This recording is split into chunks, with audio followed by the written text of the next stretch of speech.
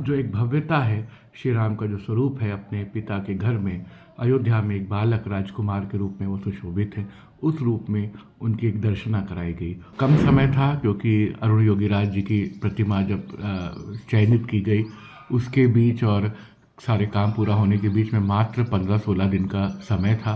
उसमें से भगवान विष्णु के स्वरूप, राम के स्वरूप को लेकर के जिस तरह के आभूषण की परिकल्पना की गई है, भगवान के एक एक आभूषण की डिटेलिंग की गई और उसको माणिक्य से, पन्ना से, हीरे से, मोतियों से और स्वर्ण से निर्मित किया गया। मुझे बहुत प्रसन्नता है कि भगवान धारण कर करके उसे पूरा देश पसंद कर रहा है। इसके लिए मैं श्री राम जन्मभूमि तीर्थ क्षेत्र ट्रस्ट का बहुत धन्यवाद, आभार व्यक्त करता हूँ कि श्री रामलला की सेवा के लिए मुझे एक मौका दिया गया और इसके लिए विशेष रूप से ट्रस्ट के सचिव, महासचिव श्री चंपत राय जी का धन्यवाद करता हूँ।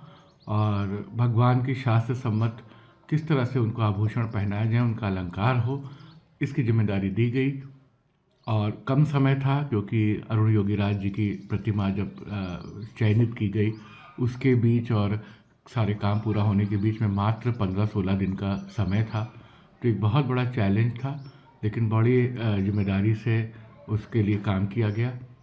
अध्यात्म रामायण, श्रीमद् वाल्मीकि रामायण, रामचरितमानस और दक्षिण में प्रचलित यामुनाचार्य जी के आलवंदार स्तोत्र, जो भगवान श्री लक्ष्मी नारायण, भगवान वेंकटेश की आराधना में हमेशा पढ़ा जाता है, उसमें से भगवान विष्णु के स्वरूप, राम के स्वरूप को लेकर के जिस तरह के आभूषण की परिकल्पना की गई है उसका प्रयोग किया गया। इसके लिए हर सहायमल श्यामलाल ज्वेलर्स ने अपना सहयोग दिया। उन्होंने बड़ी मेहनत से 132 कलाकारों के टीम के साथ ये काम किया। रोज़ डिज़ाइन बन के आते थे, हम लोग उसमें से चयन करते थे, फिर ट्रस्ट में दिखाया जाता था। दक्षिण के और उत्तर भारत के श्रेष्ठ जो रामकथा मर्मज्ञ हैं, संत हैं, गोविंद देव जी गिरी जी महाराज हैं, उन सब से राय लेते हुए चंपत राय जी की देखरेख में ये संपन्न हुआ। और फिर किस तरह से भगवान का मुकुट किरीट होगा, किस तरह से उनके गले में कौस्तुभ मणि धारण कराई जाएगी, किस तरह से भगवान के मुकुट में सूर्यदेव विराजेंगे क्योंकि वो सूर्यवंशी हैं। फिर आगे किस तरह से पदिक पहनाया जाएगा, गले और नाभि के बीच में जो एक बड़ा हार पहनाया जाता है, मुद्रिकाएं कैसी होंगी, मोती की लड़ियाँ कैसे लगेंगी, उनके कांची कमरधनी कैसे पहनाई जाएगी, पैर में पैजनियाँ होगी, स्वर्ण का धनुष होगा, तीर होगा। और क्योंकि बालक रूप में सुशोभित हैं भगवान राम, तो उनके खेलने के खिलौने होंगे। तो हाथी, घोड़ा, ऊंट, लट्टू, झुनझुना और खिलौना गाड़ी ये बनवाई गई। भगवान का छत्र निर्मित कराया गया, भगवान के एक एक आभूषण की डिटेलिंग की गई और उसको माणिक्य से, पन्ना से, हीरे से, मोतियों से और स्वर्ण से निर्मित किया गया। वैजयंती माल बनाया गया। वैजयंती माल जो विजय का माल है, बड़ा स्वर्ण का था। उसमें 5 प्रकार के फूल लगाए गए जो भगवान राम को प्रिय हैं। उसमें चंपा, कमल, कुंद, पारिजात और तुलसी दल था। तो इस तरह से इन आभूषणों की परिकल्पना की गई और मुझे बहुत प्रसन्नता है कि भगवान धारण कर करके उसे पूरा देश पसंद कर रहा है। हालांकि मैं ये भी कहूँगा कि श्री राम की महिमा है, उनकी भव्यता है। उनको एक साधारण फूल की माला भी पहना दी जाए तो वो उतने ही दिव्य लगेंगे जितना कि वो इन आभूषणों के साथ लग रहे हैं। सर, उनके भुजदंड में कैसा शोभायमान उनके भुजाओं में अंगद या भुजबंद पहनाया गया है। उसमें भी माणिक और पन्ने और हीरे लगे हुए हैं। चरणों में पैजनियाँ पहनाई गई है और छड़ा पहनाया गया है। बहुत मशहूर पद है तुलसीदास का, ठुमक चलत रामचंद्र बाजत पैजनियाँ। तो पैजनी की कल्पना की गई और जो कांची पहनाई गई, जो कमरधन पहनाई गई, उसमें क्षुद्र घंटिकाएँ लगाई गई। घंटी जो मंगल ध्वनि सुशोभित करती हैं, तो ऐसी 5 घंटियाँ हीरे की बना के लगाई गई। पूरा जो एक भव्यता है, श्री राम का जो स्वरूप है अपने पिता के घर में, अयोध्या में एक बालक राजकुमार के रूप में वो सुशोभित है, उस रूप में उनकी एक दर्शना कराई गई। और मुझे लगता है कि इतना सब पहनाने के बाद भी भगवान की भव्यता, उनके अपने दिव्य स्वरूप, उनके तेजोमय रूप, उनके मर्यादा पुरुषोत्तम स्वभाव के कारण है। इस बात का जरूर ध्यान रखा गया, पूरी गरिमा के साथ और पूरे मर्यादा के साथ सारी परंपरा का निर्वहन हो, जिसे करने का हमने प्रयास किया। इसके लिए तीर्थ क्षेत्र ट्रस्ट का आभारी हूँ। इसके लिए इसके बनाने वाले कारीगरों का आभारी हूँ, हर सहायमल श्यामलाल ज्वेलर्स का आभारी हूँ, और जो भी थोड़ी बहुत मेरी भूमिका रही मैं उसके लिए धन्यवाद व्यक्त करता सर हूँ। भगवान राम का जो हार पहनाया गया है माला, वो काफ़ी विशिष्ट लग रहा है, ये कहाँ निर्मित की है? ये सब ज्वेलर्स ने बनाया और इसको जयपुर में भेज करके कारीगरों ने तैयार किया। 5 लड़ियों की ये पदिक बनाई गई है, जैसे कि हमारे यहाँ परंपरा है, और उसमें हीरों का हार है जिसमें बड़े बड़े पन्ने सुशोभित हैं। पन्ने का भी एक खास महत्व है कि पन्ना बुद्ध का प्रतीक होता है।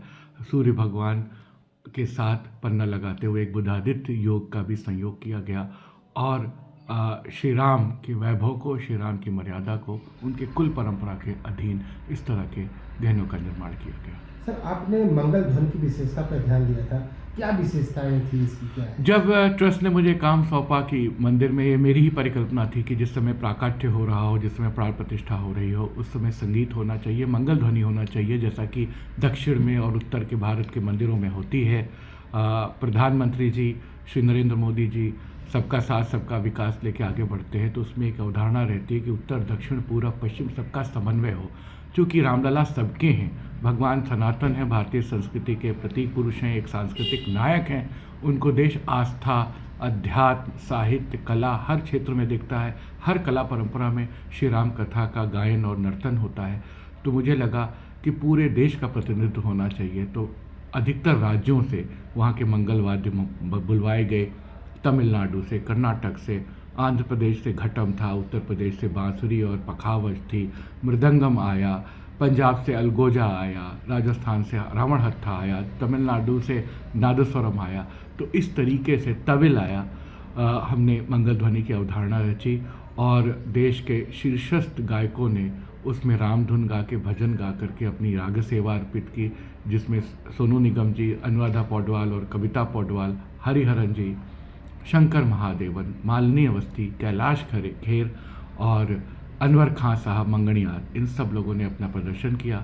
एक बात मैं एएनआई से कहना चाहूँगा कि जितने भी कलाकार वादक आए थे जिन्होंने मंगल ध्वनि की, हमारी परिकल्पना को साकार किया, सभी ने कोई पारिश्रमिक नहीं लिया।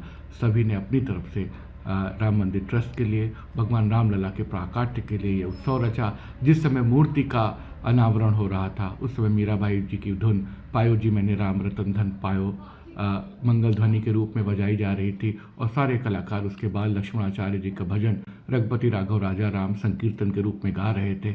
हमने शुरुआत की थी राम का गुणगान करिए से, फिर आरती के समय श्री रामचंद्र के पाल भजमन की धुन बजाई गई और उसे शंकर महादेवन जी ने गाया। पूरी कल्पना इस आधार पर थी कि मंगल का, उत्सव का, शुभता का प्रतीक उल्लास हम संगीत के माध्यम से रच सकें। और एक महत्वपूर्ण बात यह भी है कि आधुनिक किसी वाद्य का हमने इस्तेमाल नहीं किया। जो भी आधुनिक प्रचलित वाद्य हैं उनको छोड़ करके भारतीय परंपरा में और मंदिरों के गोपुरम में बजने वाले, रंग मंडप, नृत्य मंडप में बजने वाले वाद्यों का इस्तेमाल किया, जैसा प्राचीन काल में उल्लेख मिलता है।